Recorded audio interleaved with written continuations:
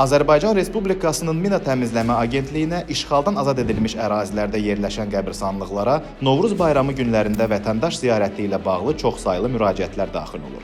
Vətəndaşlarımızın doğma torpaqlara və əzizlərinin məzarlarına baş çəkmə istəyini anlayışla qarşılayırıq. Lakin unutmayaq ki, işğaldan azad edilmiş ərazilərdə mina təhlükəsi hələ də mövcuddur. Qeyd edək ki, bir çox qəbirstanlıqlar minalanmış ərazilərdə yerləşir və bu kimi ərazilərdə mina hadisələri də baş verir. Bu səbəbdən hər kəsi səbirli olmağa və müvafiq dövlət qurumlarının müəyyən etdiyi qaydalara əməl etməyə, bələd olmadığınız ərazilərə daxil olmamağa çağırırıq. Diqqət!